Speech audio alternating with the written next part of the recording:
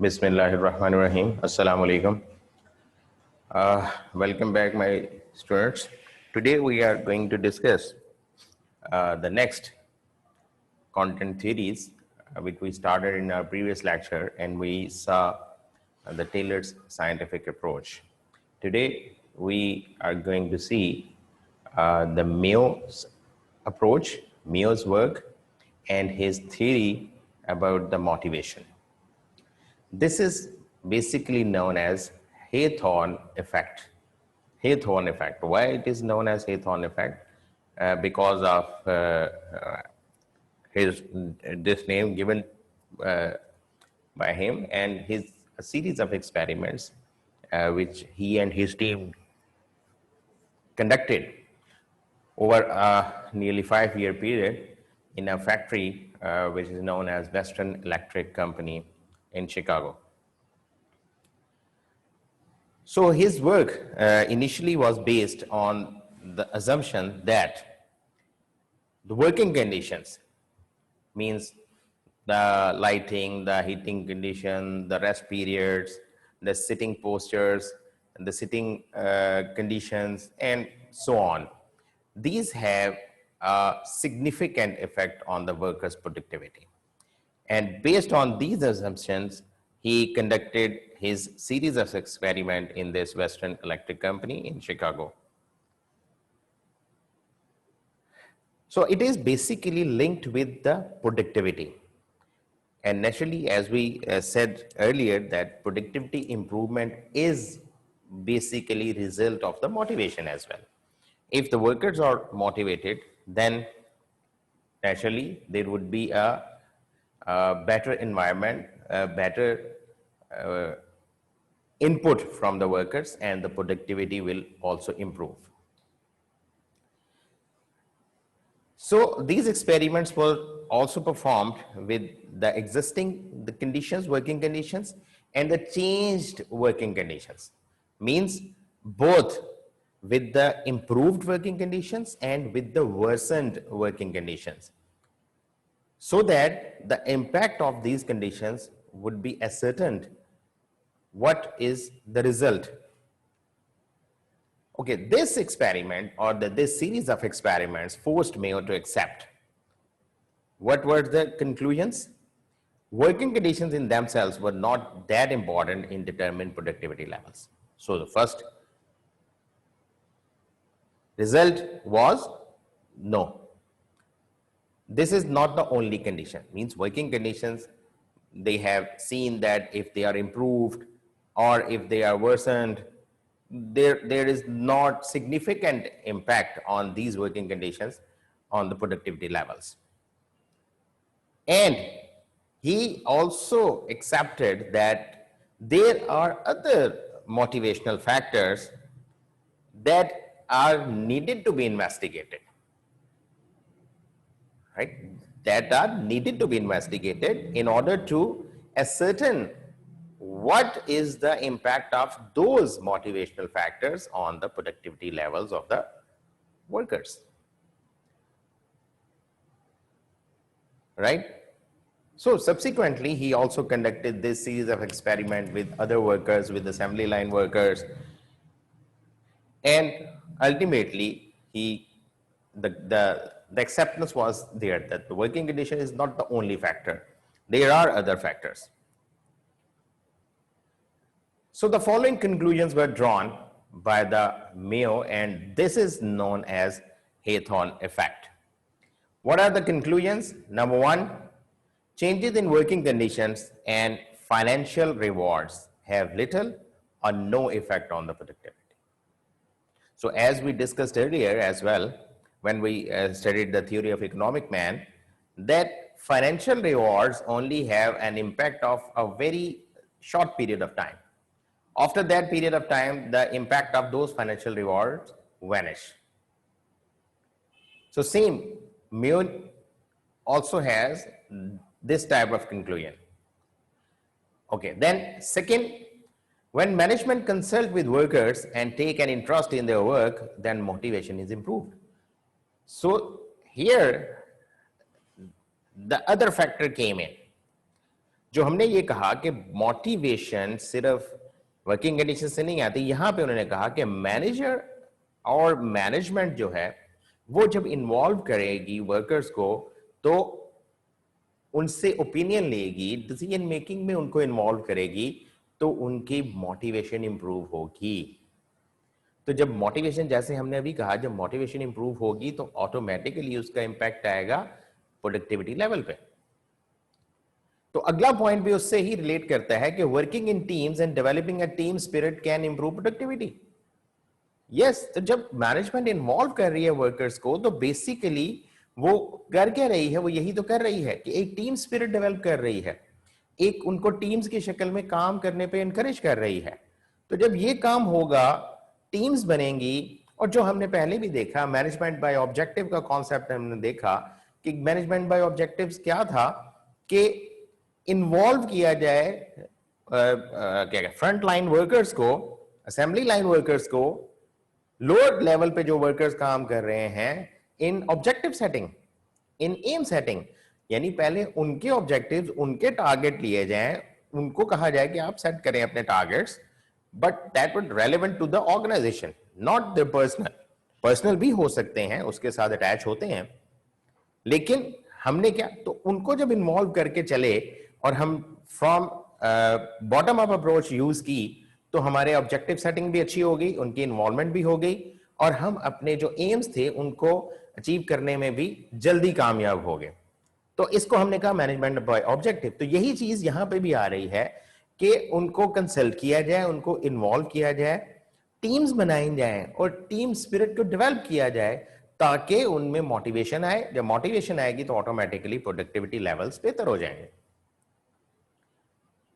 Okay, the fourth point was when some control over their own working lives is given to workers, such as deciding when to take breaks, there is a positive motivational effect. तो ये चीज आजकल के, अगर हम इसकी relevance देखें, तो ये चीज आजकल के जो एडवांस्ड या जिनको आप कह रहे हैं बहुत बड़ी जो फॉर्च्यून 500 कंपनीज हैं, उसमें मोस्टली जो है ये इसको अप्लाई किया जाता है कि भाई आपने, फॉर एग्जाम्पल, दिन में आपकी रिक्वायरमेंट क्या है कि 8 आवर्स काम करना है, तो आपने 8 आवर्स पूरे करने हैं। अब ये आप पे डिपेंड करता है कि वो 8 आवर्स कैसे पूरे करने हैं। आप सुबह 9 बजे आ जाएं, 9 बजे आके तो 4 बजे चले जाएं, 5 बजे चले जाएं, तो क्या आपके 8 घंटे पूरे हो गए। आप 9 बजे ना आए, आप 11 बजे आ जाएं, तो आप कितने बजे, 7 बजे चले जाएं, 8 घंटे पूरे हो गए। आप 10 बजे आ जाएं, 10 बजे आके बीच में आप घंटे की ब्रेक कर लें बेशक, मतलब if you feel like that. तो ये सारी की सारी चीजें आजकल की हमें ऑर्गेनाइजेशंस में नजर आती हैं कि भाई आप जब थक गए, अगर आप गूगल, बहुत बड़ा नाम है Google, you know, all people are very much aware of the Google.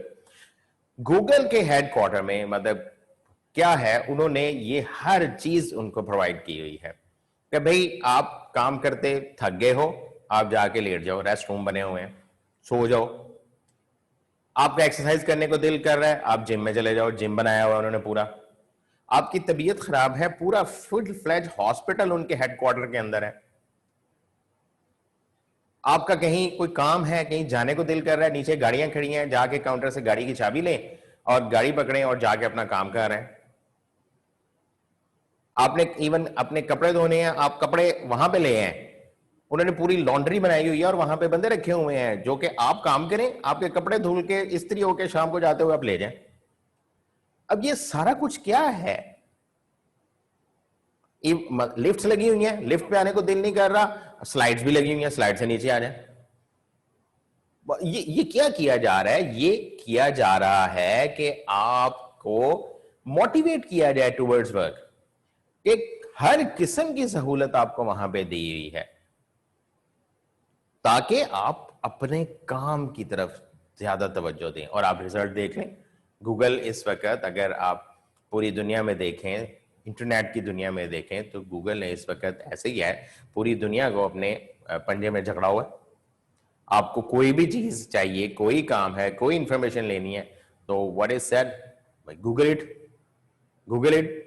Google maps use कर लो, यस, हर चीज यहां पे। तो ये यही वजह है कि उन्होंने मोटिवेट करने के ये वाले तरीके जो हैं, जो आज से तकरीबन समझ लें 100 साल पहले आए थे, उन तरीकों को अब आके अपनाया हुआ उन्होंने,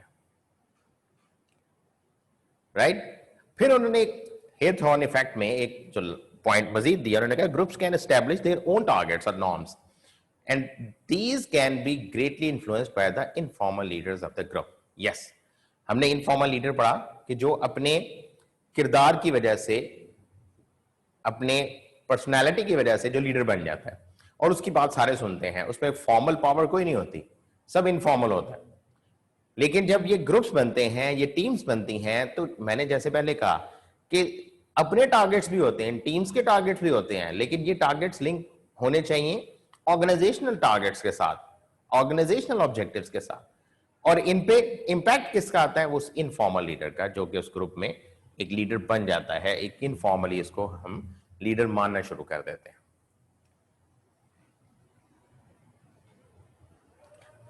ओके, इन सब कंक्लूजन्स के बाद हम ये भी देखना चाहेंगे कि क्या इस सारी रिसर्च का जो इतने साल उन्होंने की, उसका कोई इंपैक्ट भी है आजकल के बिजनेसेस पे। तो थोड़ा सा तो मैंने बता दिया, ठीक है ना। तो मतलब एक चीज तो ये कि हमने ये कहा कि सिर्फ वर्किंग कंडीशन इंप्रूव ना कर दो, उससे कोई फायदा नहीं है। दूसरे मोटिवेशनल फैक्टर्स, तो जो देखिए, पहला क्या है कि एक ट्रेंड आ गया कि वर्कर्स को रोल दिया जाए, वर्कर्स को इन्वॉल्व किया जाए in different issue discussion, in different decision making. और इसको हमने क्या नाम दे दिया? इसको नाम दे दिया पार्टिसिपेशन। और आजकल के जमाने में इसको कहते हैं पार्टिसिपेटिव मैनेजमेंट।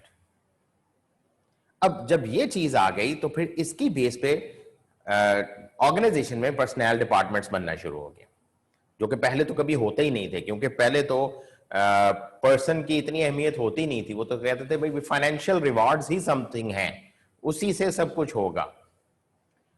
तो अर्ली 20th सेंचुरी में तो पर्सनल डिपार्टमेंट्स होते ही नहीं थे।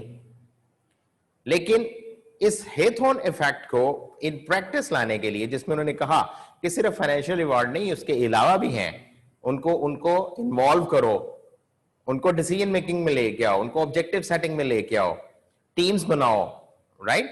तो फिर उन्होंने पर्सनल डिपार्टमेंट बनाना शुरू किए कि जिनका काम ही ये होता था कि human management, human resource management. इसका नाम फिर थोड़ा सा चेंज हो गया, जिसको हम एचआर डिपार्टमेंट कहते हैं, ह्यूमन रिसोर्स डिपार्टमेंट, या एचआरएम फिर एक सब्जेक्ट भी आ गया, ह्यूमन रिसोर्स मैनेजमेंट, ठीक है, जो अगले चैप्टर में हम पढ़ेंगे भी, ह्यूमन रिसोर्स मैनेजमेंट में क्या क्या चीजें आती हैं। और ये टीम वर्किंग और जो ग्रुप वर्किंग है, इनको आजकल के जमाने में बहुत से जो आपके मॉडर्न बिजनेस ऑर्गेनाइजेशंस हैं, उनमें अप्लाई भी किया जा रहा है। तो ये कॉन्सेप्ट या ये कहां से आया कि भाई ये मोटिवेशनल इंपैक्ट आता है, ये हेथॉर्न इफेक्ट की वजह से। And the idea of involving workers, taking an interest in their welfare and finding out their individual goals, has opened up new fields of research for industrial psychologists. तो इससे मजीद research के मौके मिले कि ये मतलब ये देखा जाए कि भाई एक शख्स जो काम कर रहा है आपके साथ, उसको कोई पर्सनल कोई प्रॉब्लम्स तो नहीं है। अगर हैं तो उनके लिए एक ऑर्गेनाइजेशन क्या कर सकती है, उसके पर्सनल गोल कौन से हैं। वो आपके साथ अगर काम कर रहा है, डेडिकेशन के साथ कर रहा है, लॉयल है, तो उसके कुछ पर्सनल टारगेट्स भी तो होंगे ना, तो उसको हेल्प किया जाए उन पर्सनल टारगेट्स को अचीव करने में। और अगर वो लॉयल नहीं है, वो उस तरह से काम नहीं कर रहा, तो then again what are the reasons behind that behaviour, उसको डिग आउट किया जाए। हो सकता है कि वो मतलब कुछ ऐसी अचीवमेंट्स चाह रहा हो जिसके लिए कि उसको क्या कहते हैं, एक पैसेज ना मिल रहा हो, तो उसको हेल्प आउट किया जाए कि भाई तो आप अपने टारगेट अचीव करो। जब उसको हेल्प आउट किया जाएगा टारगेट्स अचीव करने में, तो नेचुरली उसका मोटिवेशन लेवल इंप्रूव होगा। तो असल काम तो वही है कि हमने मोटिवेशन को इंप्रूव करना है। जब मोटिवेशन इंप्रूव होगी तो ऑटोमेटिकली क्या होगा, प्रोडक्टिविटी लेवल्स बेहतर हो जाएंगे।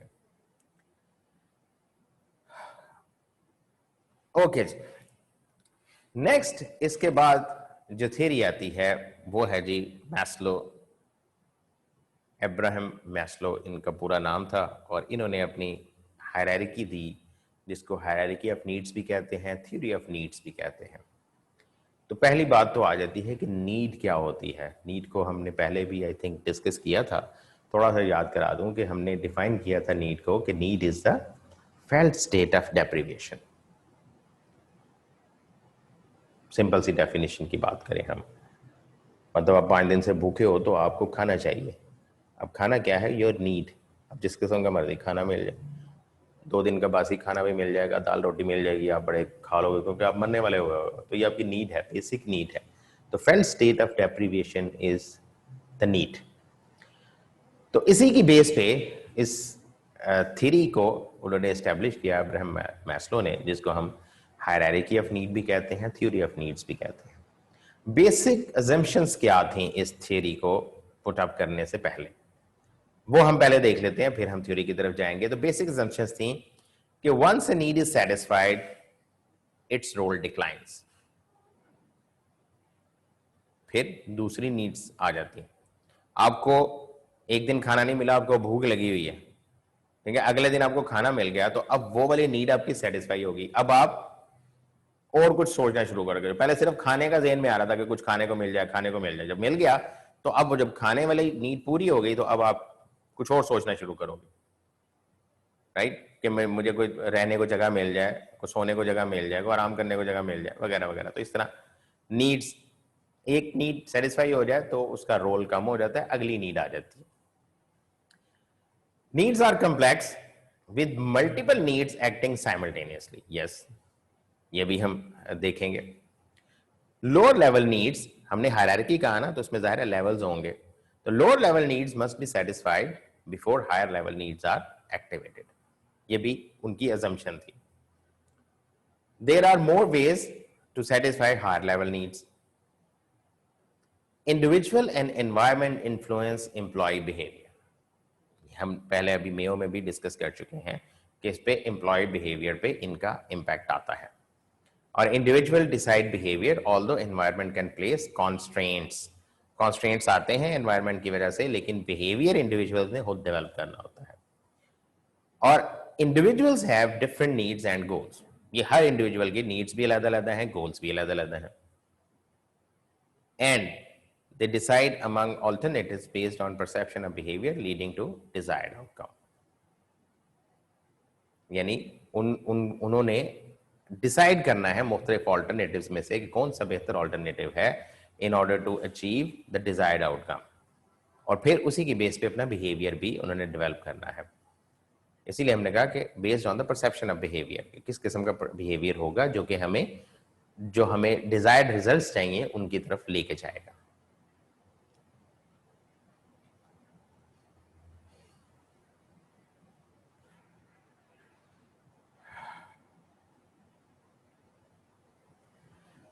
तो अब आपके सामने जो स्लाइड नजर आ रही है, ये आपको शो कर रही है वही हायरार्की ऑफ नीड्स। जो बिल्कुल लो लेवल पे नीड्स होती हैं उनको हम कहते हैं फिजियोलॉजिकल नीड्स। यानी मैस्लो ने कहा, हम तो उसकी बात को हम दोहरा रहे हैं ना, मैस्लो साहब ने कहा कि जो लोअर लेवल पे द मोस्ट डाउन, वो क्या है? फिजिकल नीड्स भी कहते हैं इनको, फिजियोलॉजिकल नीड्स भी कहते हैं। और इसमें क्या आ जाता है? वही फूड आ जाती है, शेल्टर आ जाता है, आपकी रेस्ट आ जाता है, आपकी खाना पीना, प्यास, भूख, सारा कुछ आ जाता है इसमें। ये आपकी फिजियोलॉजिकल नीड्स हैं। वही मैंने बात की कि जब तक एक शख्स भूखा है उसको कुछ और सूझेगा ही नहीं। पेट भरेगा, पेट में कुछ जाएगा तो कुछ और उसको होश आएगी, राइट? ये वही बात है कि एक भूखे से किसी ने पूछा कि भाई 2 और 2 कितने होते हैं, तो उसने कहा 4 रोटियां। तो जब तक दिमाग चलेगा ही नहीं, जब तक पेट में कुछ नहीं जाएगा। तो ये इसलिए उन्होंने कहा कि लोअर लेवल पे फिजियोलॉजिकल नीड्स हैं, वो फुलफिल होंगी तो आगे चलेंगे।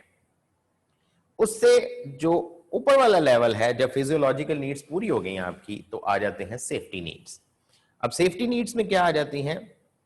यही कि आपको प्रोटेक्शन अवेलेबल हो। प्रोटेक्शन डिफरेंट थ्रेट से हो सकती है, डिफरेंट ये जैसे आजकल हमारे लॉ एंड ऑर्डर की सिचुएशन है कि आपको सिक्योरिटी सारी मिल रही हो, हेल्थ के प्रॉब्लम्स, हेल्थ के अकॉर्डिंगली आपको सिक्योरिटी अवेलेबल हो कि खुदा ना खास्ता कोई प्रॉब्लम होती है तो आपको पता हो कि कहाँ जाना है, किससे कंसल्ट करना है, कौन से हॉस्पिटल से आपको आपकी ये जो नीड्स पूरी होंगी। तो ये सारी सेफ्टी नीड्स हैं। अब ये सेफ्टी नीड्स फुलफिल होंगी, यानी अगर वही बात आ जाती है लॉ एंड ऑर्डर सिचुएशन बहुत अच्छी है, आपको पता है सोशल सिक्योरिटी का सिस्टम बहुत अच्छा है, आपको हेल्थ बेनिफिट्स मिल रहे हैं, आपके एजुकेशनल नीड्स पूरी हो रही हैं, तो आपकी ये सारी की सारी सेफ्टी नीड्स पूरी हो रही हैं। जब सेफ्टी नीड्स पूरी हो गई तो नेक्स्ट लेवल आ जाता है जिनको हम कहते हैं सोशल नीड्स। सोशल नीड्स क्या है? जिसमें आ जाता है sense of belongingness, love, trust of the people, social facilities आ जाती हैं इसमें, यानी लोगों के साथ आपके अच्छे रिलेशनशिप्स, ये आपकी सोशल नीड्स हैं कि लोग आपके साथ बैठना पसंद करें, आपके साथ बातचीत करना पसंद करें, आप लोगों के साथ बैठ के बातचीत करना पसंद करो, कंपनी आपकी जो है वो बेहतर कंपनी तस्वुर की जाए, लोग प्रेफर करें to sit in your company, to listen to you, that these are the social needs.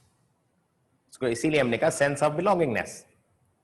जब ये सोशल नीड्स भी पूरी हो जाएंगी तो नेक्स्ट लेवल आ जाएगा जिसको हम कहते हैं एस्टीम नीड्स।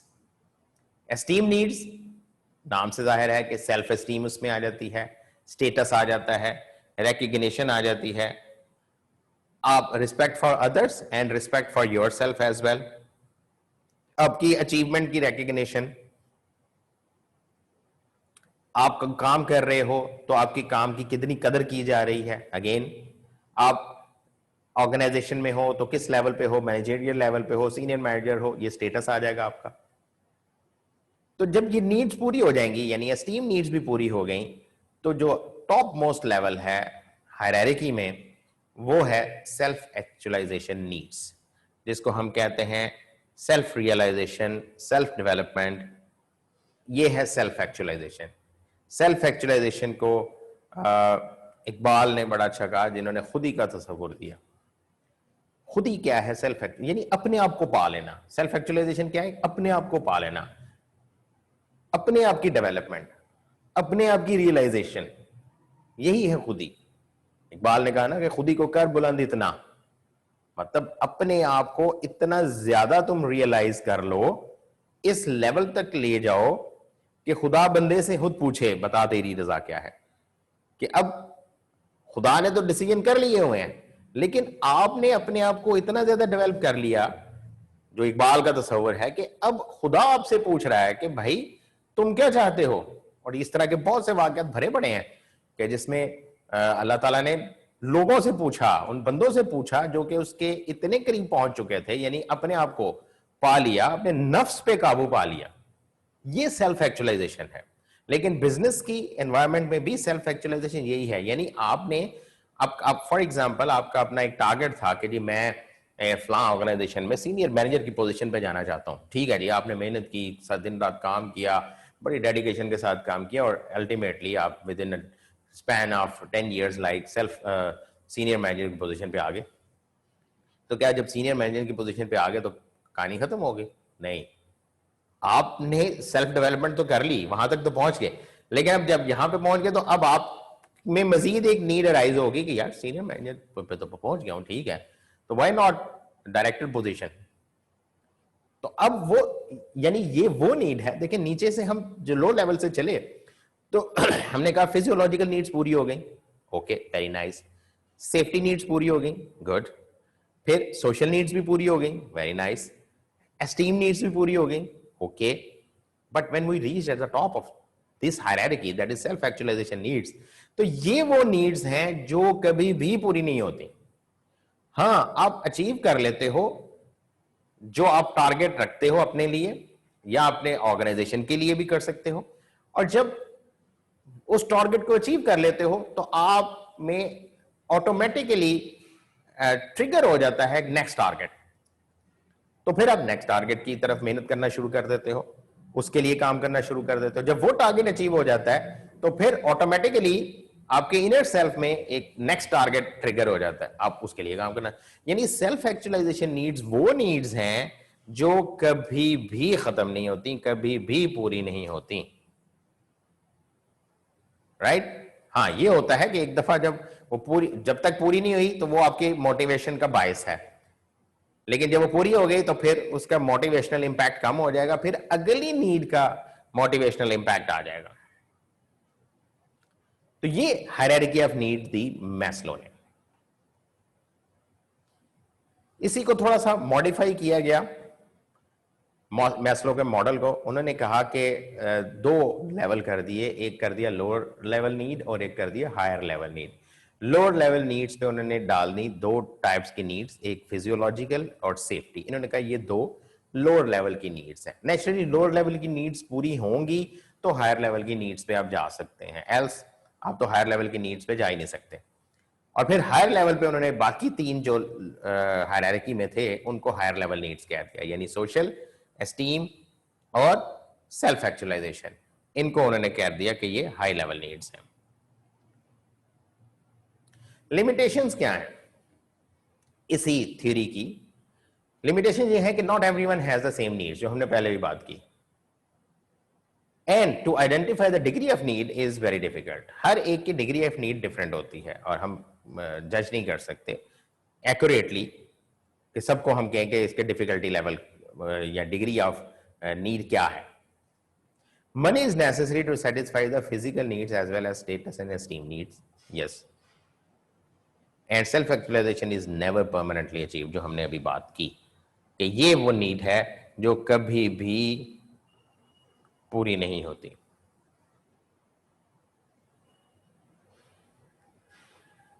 हाँ, इसको क्विकली हम देख लेते हैं कि लेवल ऑफ नीड्स जो है इनकी, यानी ये जो थ्योरी पढ़ी इसकी सिग्निफिकेंस क्या है टुडेज बिजनेस पे।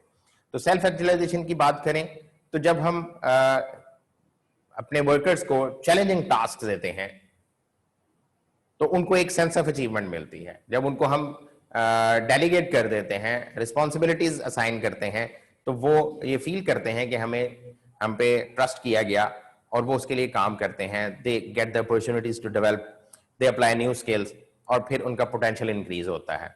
और इसी को हमने कहा कि इससे उनकी सेल्फ एक्चुअलाइजेशन की नीड जो है वो फुलफिल होती है। एस्टीम नीड्स की बात करें तो आजकल के दौर में क्या किया जाता है कि अच्छे काम को रिकग्नाइज किया जाता है, उनकी एडवांसमेंट मिलती है, उनको रिस्पॉन्सिबिलिटीज दी जाती हैं, मतलब डिफरेंट टाइप्स हैं, उनको कोई अप्रिसिएशन सर्टिफिकेट्स दिए जाते हैं और उनका नाम फैक्ट्री जो बोर्ड है या मुख्तलिफ जगहों पे लिख दिया जाता है कि भाई इस बंदे ने इस हफ्ते में या इस महीने बहुत अच्छा काम किया। तो उससे क्या होता है कि उनका स्टेटस भी इंप्रूव होता है और उनकी एस्टीम नीड्स पूरी होती हैं। सोशल नीड्स जो हमने बात की कि टीम वर्किंग आ गई, ग्रुप्स आ गए और गुड कम्युनिकेशन इंश्योर की जाती है ताकि वर्कर्स फील करें कि वो इन्वॉल्व हैं, तो उनकी सोशल नीड्स पूरी होती हैं इससे। सेफ्टी नीड्स, बिजनेस एनवायरनमेंट पे या contract of employment is signed, ठीक है, स्ट्रक्चर बाकायदा दिया जाता है, उस कॉन्ट्रैक्ट में डिफरेंट कंडीशंस होती हैं, उनको हेल्थ एंड सेफ्टी की कंडीशंस प्रोवाइड की जाती हैं। और फिर फिजिकल नीड्स मतलब ये कि उनको जो इनकम है वो इतनी हो कि उनके अपनी खाने पीने की, रहने की ज़रूरियात को पूरा कर सके, जो आपकी एसेंशियल्स हैं वो पूरी हो सके। तो ये आजकल के बिजनेस के एनवायरनमेंट में ये सारे काम किए जाते हैं, starting from the physical needs, यानी उनकी सैलरी इतनी हो कि उनकी बेसिक नेसेसिटीज़ पूरी हों। जब सैलरी अच्छी होगी, बेसिक नेसेसिटीज़ पूरी हो रही हैं, तो फिर सेफ्टी नीड्स की बात आ जाएगी, कॉन्ट्रैक्ट आ जाएगा, उनकी वर्किंग कंडीशंस आ जाएंगी, हेल्थ एंड सेफ्टी की बात आ जाएगी। फिर सोशल नीड्स की बात करेंगे तो टीम्स आ जाएंगी, एक अच्छी कम्युनिकेशन आ जाएगी, वर्कर्स फील करेंगे कि उनको इन्वॉल्व किया जा रहा है। फिर एस्टीम नीड्स और फिर इसी तरह से सेल्फ एक्चुअलाइजेशन नीड्स। तो इस तरह से आजकल के बिजनेस एनवायरनमेंट में भी ये सारी की सारी जो हायरार्की है और ये जो थ्योरी है ये बाकायदा एप्लीकेबल है और ये नहीं कि ये ऑब्सोलीट हो गई है। तो आई होप कि यहाँ पे हम एंड करते हैं और इंशाल्लाह कल हम नेक्स्ट थ्योरी के साथ चलेंगे।